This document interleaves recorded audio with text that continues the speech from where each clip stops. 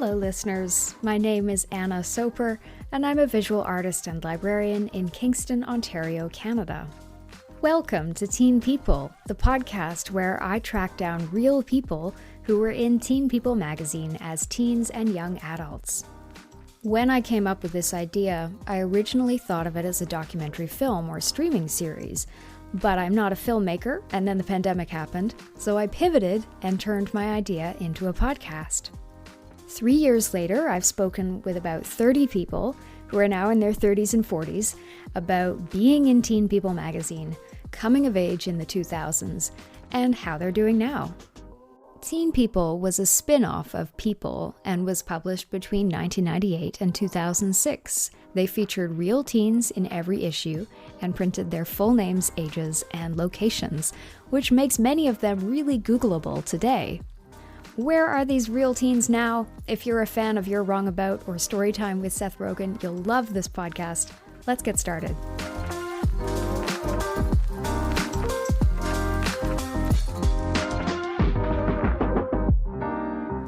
Welcome, everybody. My guest in this episode is Alisha Fernandez Miranda, a Cuban-American writer based in Scotland.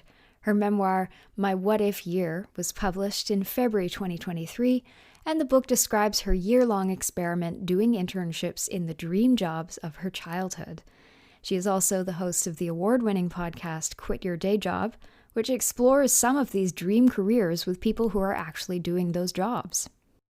Alisha is a graduate of Harvard University and the London School of Economics, and is the former CEO and current chair of I.G Advisors, an award-winning social impact intelligence agency that coaches the world's biggest nonprofits, companies, and foundations on their philanthropy and social impact. Her clients have included the Bill and Melinda Gates Foundation, the Ford Foundation, and UN Women.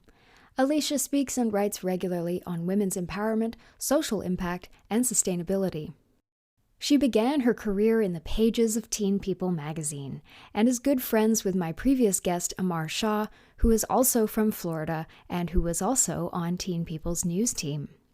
The Teen People news team was a core of young journalists from across the United States who created original content for the magazine and contributed to Teen People's human interest reporting. As you'll hear in this episode, Alisha treasures her time with Teen People, and like so many of my guests, speaks so fondly of that magazine and that time in her life. She still has a box of Teen People magazines at her parents' home in Miami, and I asked her why she's kept that collection after all these years. I think it really was just this completely magical experience. And I don't even know I appreciated it for what it was when I was 16. What do you appreciate at 16? I mean, not a whole lot. But I think that it takes me back to a time in my life where there were so many possibilities where I was so sure of what I wanted to do, and I didn't do any of those things, which is very funny to kind of remember that person, but also to just feel part of something bigger. I feel like it was my first real experience, like doing things on a national scale outside of what was happening in my little Miami community. And it really, it whet my appetite for wanting to do that more throughout my life. So I think it was when I really think back about it, it was such an important time. And so and those are like my first published clips. So now that I'm writing, that feels really special to have those. But yeah, my parents made me cut down everything I owned. First, I had like a whole closet. Then I got 2 boxes. Now I have 1 box. And the Teen Peoples are still there. They've made it through. They've survived cut after cut after cut. Exactly. Wow. Well, I actually have 2 Teen Peoples that you are in. Yes. So I have this Will Smith. I have that one too. Yep. From August 1999. And that is you going out with a Teen People photographer and describing a night out on the town in Miami. Yes. Oh my God. Actually, no one ever. I had forgotten about that story. And when I was going through my stuff for you, I went and looked back at it. And there are several stories that have been published about my nights out. I did something similar in college for the Harvard Crimson, it's like mortifying and wonderful at the same time. That's how I feel about that story. Like I can't really bear to look at it, but also I'm so glad it exists as a kind of record of what life was like back then. But I actually remember that night so vividly that we did that because it was like, it had to be really, really good. You couldn't just go to a house party with a Teen People reporter and that was it. We like went on a party boat. We went and had Thai food. All of my girlfriends were like so excited to be able to be in the magazine. I mean, it was like such a big deal. You got ice cream, and then you went to kind of like an after party at Brianna's house, which was a bordello back in the 1920s, where you said you usually wind down after a night of excitement. Yeah. Or why? I mean, there were certain things you couldn't put in the magazine, I think. Brianna's parents were the laxest parents of the entire group. So we did often end up there because that was the place with the least amount of rules. So it was always easy to sleep over there. Mhm. So yeah, that doesn't surprise me too much. So you went to a Thai restaurant called Bangkok Bangkok, and you had entrees called You, Me, and the Old Man, and Earth, Wind, and Fire. Tell me about those. Still my favorite Thai food. I haven't been, I don't even know if Bangkok is still there in Miami. But at the time, let's say late 90s, it was not as common as it is now to get such a wide range of international cuisine, especially Asian cuisine in Miami. So lots and lots of Cuban and Latin American food, lots of Haitian food, but not a ton of food from other places. So Bangkok was like the one Thai restaurant in Coral Gables, which is where I lived. And you could sit on the floor and just felt very elevated to go eat there. So I think I remember You Mean the Old Man was sort of like a meat and vegetables and a little bit of a sauce, like not quite a curry, but a sort of sweet sauce that you would have over rice. And then what was the other one we had? The shrimp, the disco shrimp? Earth, Wind, and Earth, Fire. Wind, and Fire. Oh, I love that too. That one had cashews. Oh, Mm. that reminds, every time I go back to Miami, I'm like, I really need to find out if that place still exists. But it was like the place to go, it was like slightly more expensive, not expensive, but more expensive than where teenagers would normally eat. So it was like a special place that we would go out to. Nice, nice. Well, I talked with somebody in 2020 who was in this story. She was describing a night out in San Francisco. Her name is Lisa. So it's so cool to meet somebody else who was in this very same story. It was, they were always presenting us with these like unbelievable opportunities, as I recall, to review books or, what they really wanted to use the news team, especially in that first year, because they didn't quite know what to do with us yet, to explore what it meant to be a teenager at that time. And so, Mm. what a cool thing to be able to take a magazine out with you on a night out. And they really did, I had an editor there whose name escapes me now, but I remember thinking she was phenomenal. Vicky? Elaine, maybe Vicky. Yes. And I kept in touch with her for years after, although I've lost touch with her now, but it was really a collaborative process. As I recall, they were like, what would you normally do? We came up with the agenda. We came up with the plan. I mean, at like 16, 17 years old, that's an incredible amount of responsibility to be given for a story. And so I think in that issue, right, there were like several different cities that we did. Yes. Personally, I think Miami seemed like the most fun, but I was biased in that way. So Yeah, that's really interesting because I've talked with a lot of my guests about how you guys were all early content creators, but you were doing that in a completely print medium. that's so funny. I've never thought about that, but it is very true. And it never felt alone. Do you know what I mean? Like we were a team, there were editors to work with. And so I think now when I think about, and I interviewed a content creator for my podcast, and she was explained to me how hard she hustles. Basically, it's not an easy job to be a content creator. And I do feel grateful that while we were creating this content, we were never alone in it. And also glossy magazines were like so legit back then. Like they were the thing. I mean, being in Teen People and, to be in 17, to be in Cosmo, whatever it was just beyond. It was like the ultimate goal. It was like, the equivalent of a journalist wanting to be in the New York Times. I mean, I think that's what it felt like at the time. Yeah. And Amar told me that there was a really good online network that teen people built. Like you all had an AOL buddy list. It was awesome. And I have in my box of stuff these emails from him and a couple other of the news team members.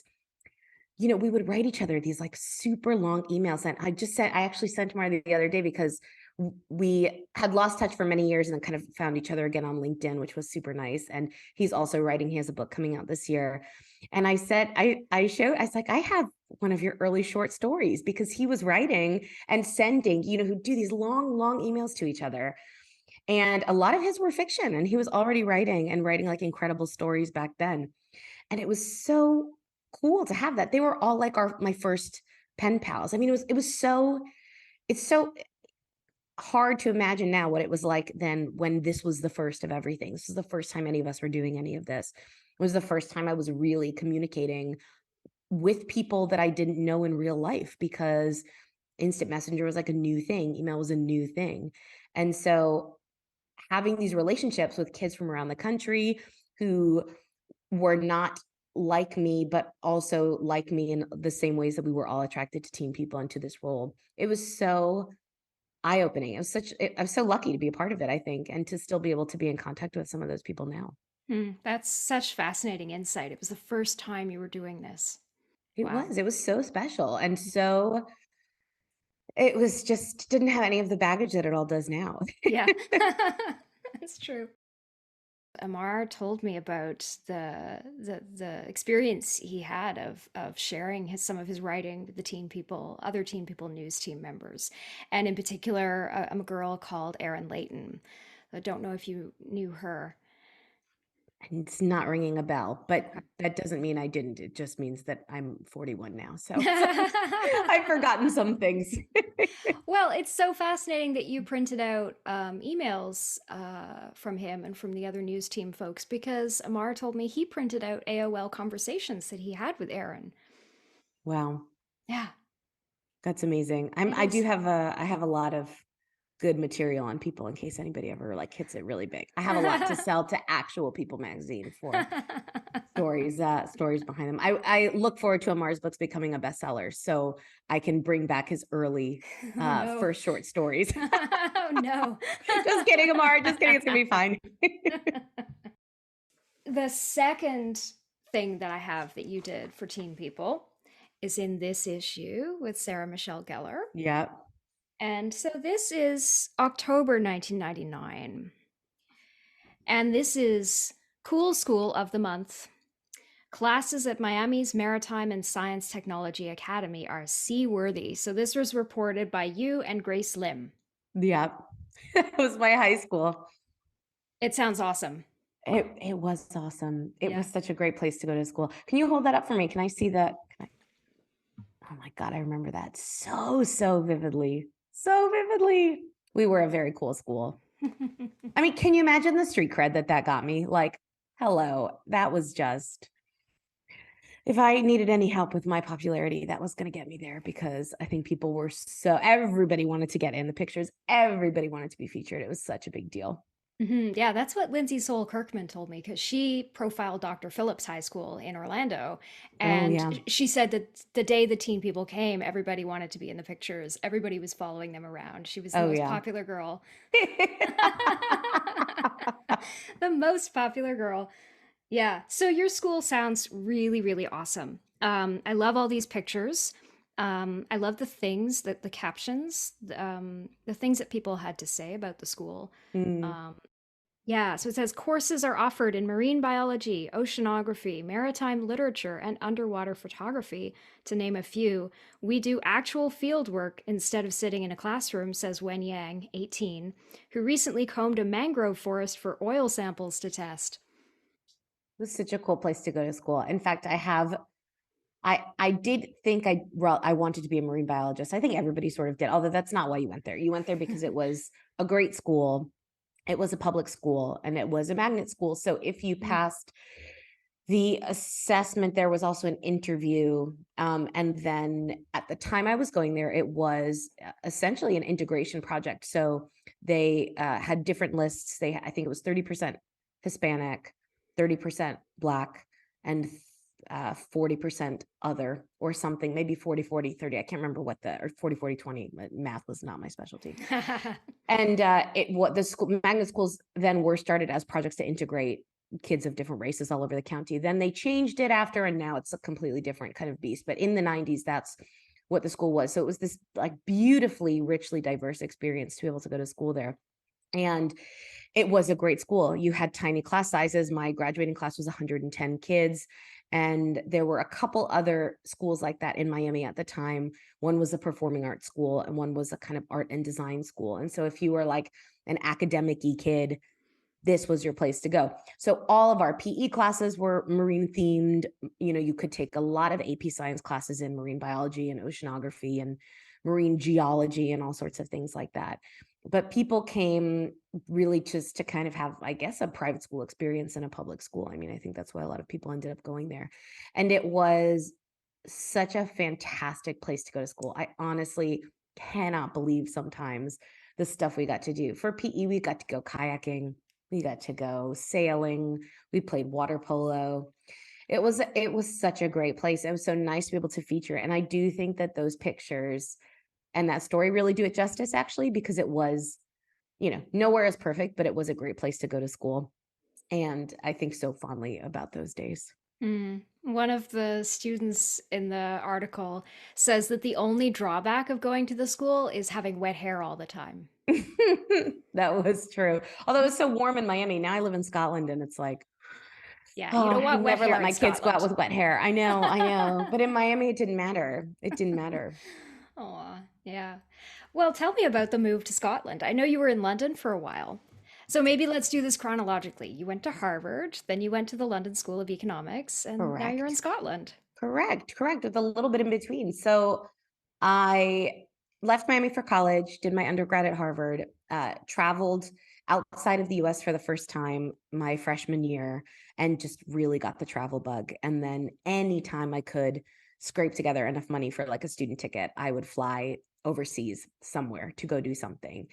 And fell in particular love with London. One, because it was easy to kind of blend right in. London's such an international place. I spoke the language. It felt familiar, but also completely exotic. And I came for a semester abroad. I got a job in a pub. I really was like, this is where I want to build my life. So I ended up coming back for grad school right after I graduated college, mostly because that was the easiest way to get a visa. I couldn't get a working visa yet, but my plan was to try to get a job with a working visa when I was here for my year of grad school. And I studied women's studies in my undergrad, and then I studied gender. And I had for a long time harbored dreams of being a journalist, but then kind of dropped that in early college and didn't really pick back up writing until very recently. So I fell in love that year in grad school, and my now husband could not get a visa, even though I did get a job offer with a visa. So I moved with him to New York under the stipulation that as soon as we could figure out a way to get back, we would come back to the UK.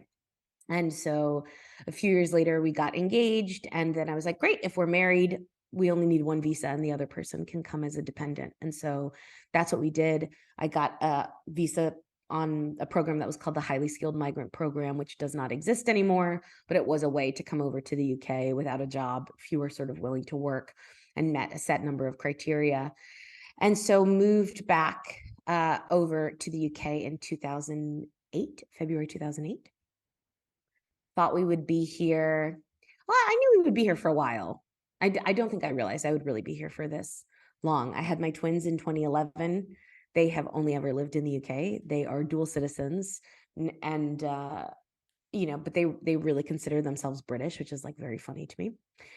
And then we moved up to Scotland. I mean, it's a longer story, but the short version of it is that we had fallen in love with Scotland years before. We loved to vacation up in Scotland. We bought a little cottage on the Isle of Skye in 2018, which is a very rural part of Scotland, and would go up there, it's about 6 times a year, basically whenever we could get up from London. And then when COVID happened, we were there and we stayed. We stayed for several months through the lockdown, went back to London, came back up for the second lockdown. And by that point, we were like, I think it's time to figure out where we go from here. And working life had changed. I had gone through this big career change. I had been consulting and working in the philanthropy space. I decided to spend this year doing these internships, and then I wrote a book about it. And that was like taking off. It looked like maybe I was going to get a book deal. Then I did. And so we were just sort of like, well, if we could live somewhere where, if we don't have to go into an office every day, where do we want to live? And so Edinburgh was just top of that list for us. It was a city we always loved. It's got an international airport, so fairly easy access to the US. It's close enough to Sky that we can still get back. And it's a small city, which was unusual for me because I've lived in big cities most of my life, but I'm fully come around to the charms of a small city. I actually now think it's like, I don't know why everybody doesn't live here. So yeah, so that brought me here. So it is a long way from home, but Yeah. now this is home too. That's fascinating. Well, I moved to Scotland in August of 2008, and I was there for 4 months. And then I moved to London in 2009, and I took a leave of absence from my bachelor's degree and lived. I have dual citizenship, so I lived and worked in London for that year, and then came back to Canada to finish my degree. And the hope for me was that I was going to move back. As soon as I was done Mm, my BFA, I was going to go back to the UK. But I think I looked at how the economic situation was in sort of 2011-ish when I came out of my degree, and I was a bit spooked, and I mhm. had student loans to pay. So I stayed in Canada, but I still would love to have an opportunity to go and live there again. How um, amazing that you can come anytime. At least you don't have the visa to worry about with dual citizenship. You can that's come true. anytime. I'm very lucky, and before Brexit, Europe was open to me, Oh, I so know. Don't even get me started. I That know, was like my right? whole grand plan for getting my British citizenship. And then Brexit happened 2 years later, year and a half later. But we moved over in 2008, about 7 or 8 months before the financial crisis. Yes. Um, and when I graduated college in 2004, I was in high school in the 90s in my teen people days. And I do really think that I was part of this bizarre micro generation where we kind of got in ahead of a lot of the crises. Now you could argue whether we caused some of them. I'm sure we have a lot of culpability in that. But that was not, if I had moved, if it had been a year later, let's say, I may not have come over. My husband and I quit our jobs and picked up and moved to the UK with this visa, completely confident that we would get other jobs because, you know, when I was in 2004, when I was graduating college, they were literally handing out like expat deals and jobs like free candy, on Halloween. And by that point, and then when I finished grad school, I got an opportunity to stay with this visa for a consulting firm. I had zero consulting experience, and it's going to be expensive to sponsor me and bring me over, but it didn't matter. Like these were really these heydays of, pre-financial crisis times, and I think you can never know what would have happened. But I think if it had been a little bit later, it's very possible that my life might have gone in a whole different direction because I don't know that we would have had the confidence to come over and do that and be so sure we were going to be gainfully employed if it had been after the financial crisis because, it was a much tougher time. Yes. Yeah, I arrived just before, like literally a week before. And I remember being in London just to have a little bit of a holiday with family there before I went to Glasgow to study. And um, not really being quite aware of what had just happened in September of Mm. 2008 until I got back to Glasgow. And then I started paying attention to the news. And then I had to get a bank account, and I went, to all the high street banks, and they were turning me away. It was not easy. And that's the thing. I really feel like, everything's hard right now. But I think I look at living in the UK, and to me, it looks harder than ever before. I think right now, mm, facetiously, I call it a dumpster fire. That's not very nice to say, but it is. In my 15 years here, I have never seen it like this. I think it is shocking to me how on just every marker things are much more difficult here than they were, regardless of who you are and where you're living. But obviously there's particular groups of people who are really suffering after years of austerity, really suffering after Brexit and COVID. I have to check the strike calendar before I make any plans to see who's on strike. Is it the trains? Is it the plane staff? Is it the border control? On days we've had nurses strikes rolling, and those days I don't let my kids go to the park because I'm like, you can't afford to break a bone today because we can't go to the hospital. And that has become part of life here at the moment. And, without getting too political on a non-political podcast, with a very morally bankrupt ruling party at the moment who continues to come out with the most ridiculous, inhumane things. So we've got a general election next year. I'm trying to be optimistic that things are going to get better.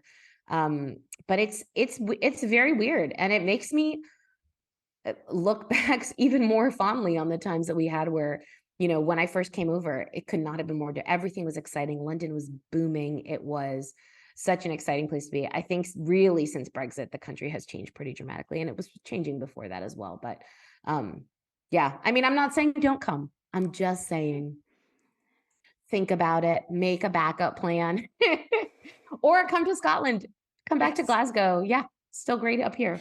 Yes. Yes. Oh, I'd love to. I'd love to go back to Scotland too. Yes. This podcast sometimes does get political, so that's fine. And All right, good. for the listeners out there, I was nodding vigorously. Let it be known, I was nodding vigorously. I think that kind of leads us into talking about your book. I'm just pulling up my questions here. You had this life in London and you had this consultancy and you decided you needed a change. I know that you said that when you turn 40, which I think is a big turning point for us all. I'm not there yet, but I feel like it is going to be a big turning point for me. Mm. When you turned 40, you kind of reassessed where you were going and what you wanted to do, and you decided to go and do internships for a year. Yeah, I wasn't even 40 yet, actually, but it was like on the horizon. It was the next big thing happening. And so, yes, I mean, my big changes, I guess all the planning and prep was happening to do this internship project before COVID was COVID. Um, but essentially, I've kind of found myself early 2019. I was CEO of a company that my husband and I had started. I had the kids and the husband and the nice house in London. It was like the Notting Hill, I wasn't living in Notting Hill actually, but it was like the Notting Hill movie, like of my dreams. It was what I had always wanted to do. And this big milestone was coming up, and I was just like, I am not happy. I'm not fulfilled. I'm not satisfied. I should be. So I feel horribly guilty about that. And I don't know why. And I had this idea that came from a lifelong love of musical theater. I always loved musicals, and I just always dreamt of being part of them. And I had once said to my husband, almost as a joke, I mean, it was a joke at the time, like, oh, I would do anything to be part of a musical. I would fold playbills and pick up trash and get coffees for people. Like, I could just be an intern. They would let me sit in on rehearsals and know what it was like. So this idea was like noodling in my head. And I was with a couple girlfriends one night in early 2019. I had just gotten back from the World Economic Forum at Davos, where I had been, rubbing shoulders with world leaders and having this like should have been like a very meaningful experience, reaching this very successful place in my career and feeling just really like I did not know what was happening and what I wanted to do. And we had a few martinis, and then I expressed to them this idea. And they're like, yeah, you could go be an intern in the theater, and you could do other internships. We started talking about what internships we would do, and had a very, very increasingly ridiculous evening, but like a wonderful time. And then the next day I woke up and I couldn't get the idea out of my head. And so I spent about 8 months of 2019 just convincing myself there was absolutely no way I could make this happen. And then finally decided, all right, obviously this is important. I've not been able to stop thinking about it. I have to do it. And so I had sort of very, very carefully planned out this year of mini sabbaticals from my job. I was going to go and do these internships at the jobs I always wanted to do when I was a kid. Working for a glossy magazine was up there. That was supposed to be one of the things I was going to do. And my first internship was shadowing 2 shows, an off-Broadway and a Broadway show in New York.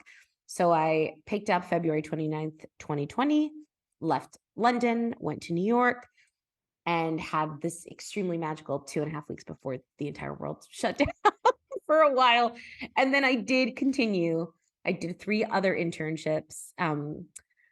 But some of them, like marine biology, like magazine journalism, I didn't get a chance to do. So now I'm like, maybe this is a sign that I should keep doing internships. My poor husband is like, please stop doing internships. But I'm like, maybe just a couple more, just a few more. If you could wake up tomorrow morning and go to an internship anywhere in the world, what would it be and what would you do? Disney World.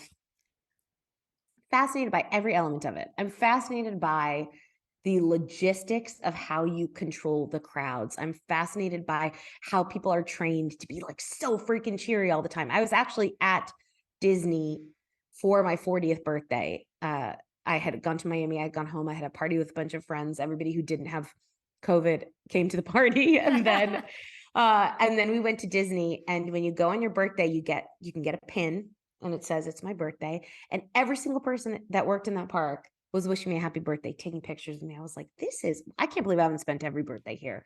But in all seriousness, I just find that business so fascinating. I would love to get under the skin of it and understand what it was like. And marine biology, I would still really like to do. It's funny with magazine journalism because I don't think glossies are now what they once were. And so I'm not sure if that would be everything I had hoped it would be, or if it would be a disappointment. And I did sort of get some of my days doing that with Teen People and other things. But yeah, Disney, if you're listening, I'm ready. Let's make it happen. So it sounds like writing this memoir has been really rewarding for you, and perhaps something you didn't expect you were going to be doing. And of course, nobody expected the pandemic and the context that that has changed everything that we do, and how that's forced us to reassess the direction of our lives and the things that we're doing. But I'm wondering, now that you've had such success with this book, do you have any other books in mind? I do. I definitely want to keep writing. It was so unexpectedly joyful to like reconnect to that part of myself that I really had not. I don't think I had probably done any creative writing since my Teen People days, I would say. And so that was just this like beautiful surprise. And so yeah, I'm working on a novel. I might be working on it for a long time. I have a draft, but it still needs a lot of work. And then I think I do want to do another nonfiction memoir type book, but that's still like really, really, really early stages. So, but I know I want to keep writing. I've done a bunch of personal essays. I want to keep doing that. It's just a really nice way. It's a nice release, and it's also just like a great way to kind of check in with myself and understand where I am, what I'm feeling. I think writing is great therapy because you really have to interrogate the reasons behind why you do what you do, why you feel the way you feel in order to create a good story. And so it's a good practice to be able to do that. So yeah, I hope I will still be writing. And your publisher, do they publish fiction as well as nonfiction? Or are you Yeah. going to So have to look for another publisher? no, I am, I mean, I think let's hope they want it, but, but no, so Zibby Books is a brand new publisher. I was actually their first book. The second one came out on March 7th, and the second one is a novel. So, they do fiction and memoir by women. That is their kind of group. So hopefully I won't have to travel too far from the Zibby universe, with this next book, but it's a totally different ball game, writing fiction. It's been really challenging. I've had to stretch myself in a lot of different ways. So, yeah, I hope it will be a book one day. I hope it will be a book one day. But I think I still need some work on it. I think that's true of everything that we start, you know, I hate to use that phrase, but later in life, things that we Mm, don't grow up doing. yeah, absolutely. But also, I think that's great. I think it's part of what I enjoy so much about it is that it is a bit of a stretch, that it doesn't just feel easy, that it doesn't necessarily come naturally, and that it takes hard work and effort, and then that it's doing something I haven't done before. And part of what came out of my experience of doing all these internships was that I wanted to continue trying to build a career that enabled me to keep learning, to keep putting myself in positions that were slightly uncomfortable, to keep stretching and growing, because I had kind of stopped doing that for a while. And so all of this, including writing the novel, all of these things that are happening now are things that are not things I had expected I would be doing, and not really things I had done before. But that's kind of great. That's the Hmm. point. Hmm. And that's also what inspired your podcast too, eh? Absolutely. So quit your day job was a way to continue figuring out what people's jobs were like without having to leave my home and go do internships to do them. So it's in its third season. I have interviewed a CIA spy and a gardener and a TV director and a hotelier and Broadway actors and actresses, art gallery owners and dealers. I mean, so many different people working very, very different careers. And it's been so extraordinary to be able to really get behind the scenes and talk to them about what it's like and what's great about it and what's not. And I do have a relatively insatiable curiosity about jobs and what jobs are like and what it's really like to do specific things, because I think work is so important to our lives. We spend so much of our lives at work and working for someone or towards something. And so I remain so fascinated by it. It's part of what drew me to the internships as well. I think just this real desire to want to know what it's like to have a different job and maybe a different life. And it's got to increase your networks as well, just building connections with all these people, because that's what I've found doing this podcast. Yeah, it's been awesome. It's opened up so many interesting opportunities and great conversations. The whole first season was people that were already in my network. So I definitely begged, borrowed, and stealed to get interviews the first season. And then when the second season rolled around, people started reaching out to me, and that was just extremely cool. And now I get more requests than I can kind of put through. But like, for example, one of my episodes this season is with a woman who is a wedding officiant in Las Vegas. She like works at a wedding chapel in Las Vegas. And I'm like, oh, and I guess her publicist had reached out to me and they're like, do you want to interview her? I was like, yes, absolutely. Like, what a cool job that I didn't even really think of. But now I, of course, want to know everything about it. So, things like that. It feels like such a great, it continually surprises me. And I love being able to do it. And like podcasting is so fun. You just like hop on a screen, have a conversation with somebody. So it feels like it shouldn't be a job. It feels like it should be just something fun I get to do. I love it. I love getting to talk with complete strangers about their lives. It's so cool. I know. And people like, I mean, people love to talk about themselves. I think that's very true. I'm no Yes. exception to that. Uh, and it's just so, one of the great things I learned in writing a memoir and doing some writing classes with people around memoir and personal essay and things like that is that every single person has an incredible story to tell about their life. Like nobody does not have a fascinating story about their own life. And whatever way it is, whether it's podcast or a book or reading an essay, I'll never get tired of hearing those stories or reading those stories because they are completely fascinating and nobody can tell your life story but you. So yeah, I love it. Hmm. Something I've noticed from watching your social media is that you seem to have a really robust social and professional network. And I just think it's fascinating that you're a debut author and your book has been profiled on CNN and ABC, Good Morning America. Tell me about how you've been able to create these opportunities to promote your work. I mean, definitely, I have to shout out to my publisher and their publicity team for a lot of those things, especially things like Good Morning America, CNN. Zibby is an incredibly well-connected person, and people are very interested in what she is doing. So I got the good fortune that people were also interested in what I was doing. I think there's an element of this book coming out at the right time. And it's a time where a lot of people are connecting with the message of what if and the story behind it. And Mhm. I think a time as well where people are looking for something uplifting, lighthearted to read, maybe, something that's going to make them feel good and hopeful and optimistic about the future because it doesn't always feel like that in the world around us. But, yeah, I mean, I appreciate you saying that. And I would say I have a really good and strong network. It helps that I'm a natural extrovert. I do really feed off spending time with other people. It's part of why I'm going back on tour again because I had so much fun the first time around. I was like, I have to do this again and again and again. And this was what I could negotiate with my husband for the first part of the year in terms of leaving my children this time for 9 days. So, I love it. I genuinely love it. I love meeting people. I love maintaining relationships with people. But um you know, it's funny that we were talking about teen people, but I think that was like my first, I guess, professional network I was ever a part of because I had worked, local jobs and like retail jobs. I worked at an amazing bookstore in Miami when I was in high school, but being part of this group of other talented writers and budding writers, budding journalists, from all over the country. You mentioned that we were brought together. And so keeping up those relationships and maintaining those relationships. And then I left Miami and I went to Harvard and I realized that, wow, having a network is one of the most powerful things about going to a school like this. And the way that, your network was kind of currency was this whole new world that opened up to me that I never, ever even knew existed.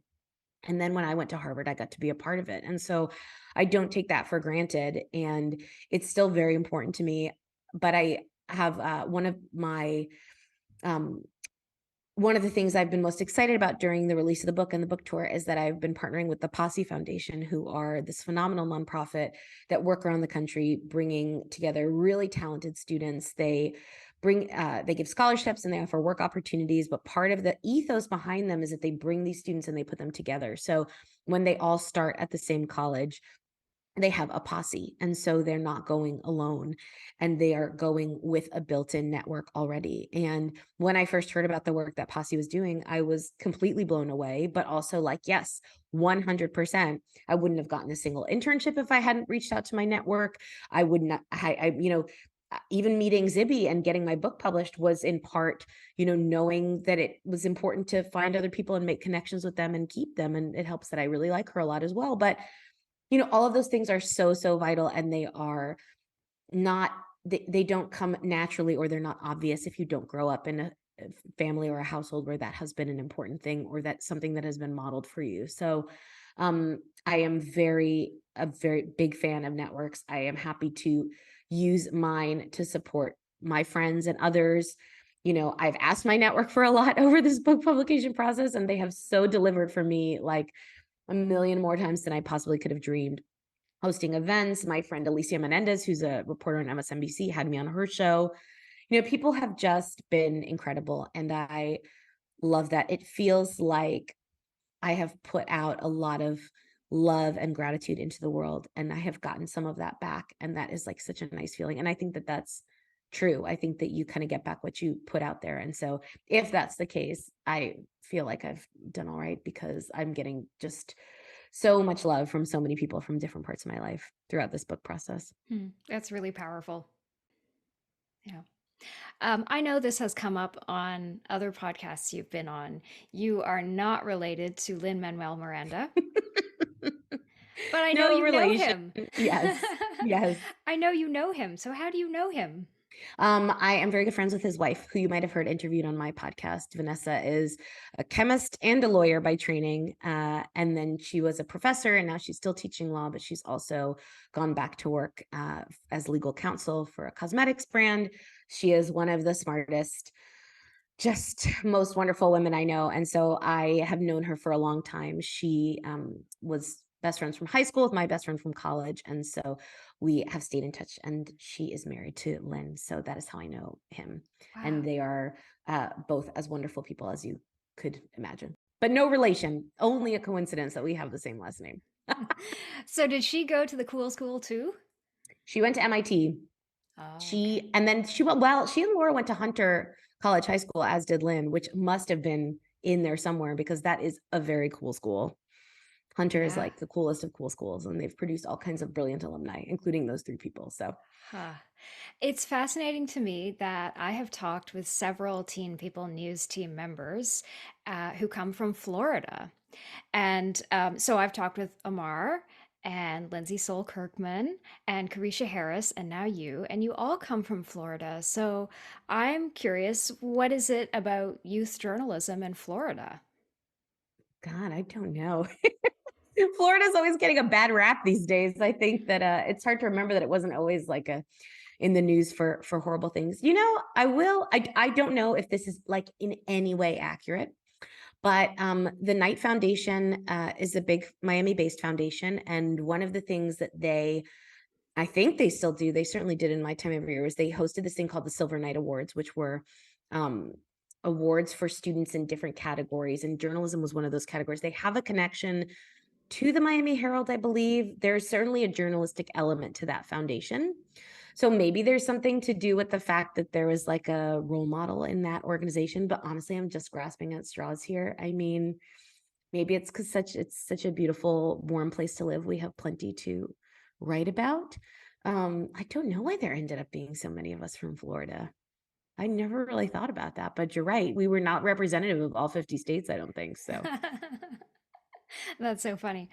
One thing that I ask all of my guests, thinking back on their teenage selves, is what advice would you give your teenage self today? Such a good question. I was both a very confident teenager and a very insecure teenager. And I think a lot of my external confidence masked a lot of interior insecurity. And I wish that I could just go back and like hug teenage Alisha and be like, you are perfect. There is nothing wrong with you. And you just need to own all of the things that you are. And I suspect a lot of women my age would go back and tell their teenage selves that, because I think it's still not an easy time to be a young woman, but that was a particularly hard time. And of course, the other side of all these wonderful magazines that I loved reading was, a lot of very stereotypical messages about body image that we were getting and what was the right way to be. And, if you were not blonde and thin and very pale, that meant that you were somehow less than. And internalizing a lot of those messages growing up and just thinking that that was the way things were. And so I think it's probably, I'm sure I won't be the only person on your podcast to give that advice to her teenage self. But I think I would say, like, just own it, because there's just, like, how cool was that I got to do that? So few people were part of that news team. It was such a special thing. And I was very proud, but also I'm sure I was thinking the whole time, like, I shouldn't be here. Maybe they made a mistake bringing me on or something like that. So that's what I would tell her. Oh, yeah. Yeah, that theme of taking up space is a recurring theme on this podcast. But it's also something that a few of my guests have mentioned, that they feel like teen people really made an effort to be different than, the Cosmos and the 17s of the world. Totally. It was very teenage centric from the news team, but that was part of what was the whole bigger ethos of the magazine. It was about putting the teenage experience first and at the center. And it wasn't necessarily about adults telling us what that should be. It wasn't a fashion magazine. It did have a lot of celebrity stuff, but it was, they had Teen People Book Club. There were all sorts of different elements to that. And it was all about the experience of us as teenagers and the, multitudes that were within that being the center. And it was really different. It was really, really different than, it was also not just aimed at teenage girls. It was aimed at, all teenagers. And it was really fantastically unique. And I think that the news team was one example of them really putting their money where their mouth was in terms of wanting to be a magazine for teenagers. And certainly everybody from the magazine that I interacted with, they were really authentic about that, at least in what I can remember. Is there anything else that you wanted to speak to here that I've missed? I don't think so. We've covered a lot. Yeah. This has been awesome. It's been so nice to have the opportunity to think back on those days and that time. And I think it really was a very unique time in history. I know every time is a unique time in history, but to be part of that at that moment was just extraordinary. And I feel very grateful that I got a chance to be part of that. Well, it's been wonderful to connect with you in this moment and to catch you just before you go back out on your book tour. I know. I'll be back out building my network. Thank you very much. Thank you so much. I'm so grateful.